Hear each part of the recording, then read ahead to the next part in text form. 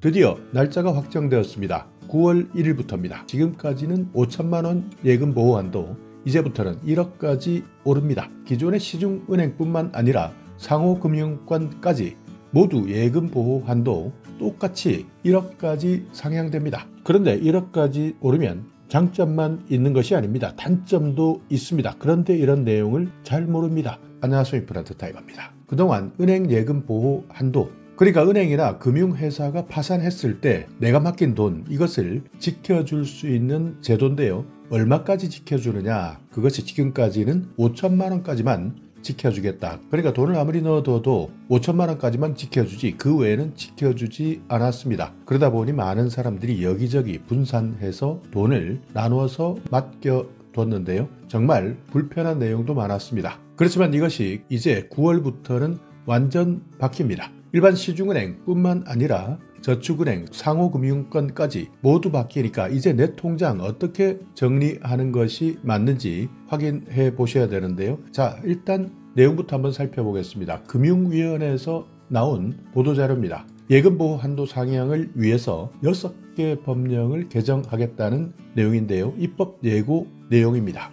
이 내용 하나하나 복잡하게 보이는 내용 정말 많은데요. 일단 먼저 핵심부터 정리해 보겠습니다. 내용은 일단 예금 보호 한도를 상향을 하려면 법부터 바꿔야 되는데요. 6개 법령이 포함되어 있습니다. 이 법령 중에 대통령령을 5월 16일부터 6월 25일까지 입법 예고하고요. 9월 1일부터 시행하겠다는 건데, 신협이나 농협, 수협, 산림조합, 새마을금고 이런 것도 모두 상향시킵니다. 이렇게 예금 보호 한도가 오르는 것 정말 많은 사람들이 원했는데 드디어 24년 만에 예금 보호 한도가 오르는 겁니다. 자, 내용 잠깐 살펴보면 금융위원회에서는 한국은행, 금융감독원이나 예금보험공사 이런 여러 곳이 관련이 있는데요. 예금 보호 한도를 상향했을 때 자금이 많이 이동할 것으로 예측되고 있습니다. 그러니까 상대적으로 이자를 많이 주는 곳, 금리가 높은 곳으로 예금을 갈아타는 일들이 많이 생긴다면 금융회사에서 갑자기 혼란이 생길 수 있다. 그러니까 유동성이나 건전성에 어려움이 생길 수 있기 때문에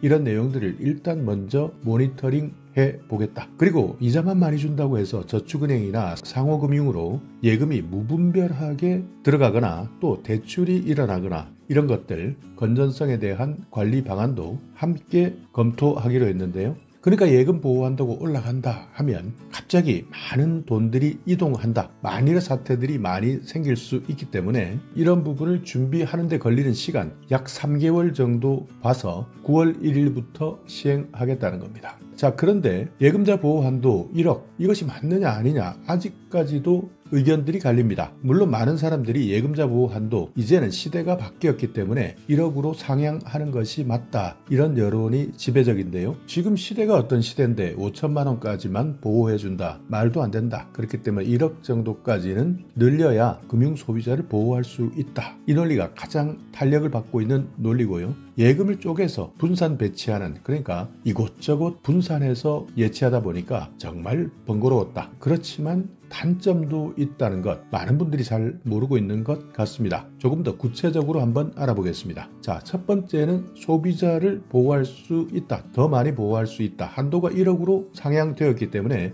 일단은 2배 보호받을 수 있다는 겁니다. 금융소비자 자산 안전성이 대폭 강화된다. 특히 금융위기를 겪어본 상황이기 때문에 예금자들의 심리적 불안 해소될 수 있다. 그렇기 때문에 심리적 안정성에 기여할 수 있다 하는 장점, 소비자 보호를 더 강화한다, 이런 장점 있고요. 자, 또 하나, 지금까지 정말 번거로웠습니다. 한도가 증가했기 때문에 자금 관리가 훨씬 쉬워집니다. 자, 또 하나는 금융시장 신뢰도가 높아질 수 있는데요. 한도 자체가 높아졌기 때문에 금융기관에서는 신뢰도가 더 높아질 수도 있습니다. 안정적으로 내 돈을 지킬 수 있다는 금융시장에 대한 신뢰도가 높아질 수 있다. 은행을 못 믿어서 지금까지 은행에 맡겨놓지 않았던 돈, 숨어있던 돈들도 이제 은행으로 들어올 수 있다. 특히 대부분의 선진국들은 금융위기 이후에 예금자 보호 한도를 대폭 올렸습니다. 그래서 우리나라도 이번 조치 때문에 금융시장에 더 안정성을 줄 수 있고 국제 경쟁력도 높일 수 있는 계기가 될 수 있다, 이렇게 보고 있습니다. 자, 그렇지만 단점도 기억해야 됩니다. 물론 이 단점 극복할 수 있는 단점이지만 그래도 이런 단점이 있다라는 것은 상식 정도의 선에서는 알고 있어야 됩니다. 자, 첫 번째는 금융사, 그러니까 은행의 입장에서는 비용 부담이 늘어납니다. 왜냐하면 보호 한도 자체가 늘어나면 예금 보험료, 이 부담이 늘어날 수밖에 없는데요. 금융사 입장에서는 예금 보험공사에 내는 돈, 그러니까 예금 보험료입니다. 이 부담이 늘어날 수밖에 없습니다. 일단 계산상으로는 은행 입장에서 2배를 책임져야 되니까 보험료 자체도 2배 늘어날 수 있는 건데요. 문제는 은행만 힘든 것이 아닙니다. 이 비용을 은행이 책임지는 것이 아니라 결국 금융소비자입니다. 우리들에게 모두 떠넘길 가능성이 있는 겁니다. 그렇기 때문에 돈을 빌리는 사람, 이자, 금리가 엄청나게 상승할 수도 있고요.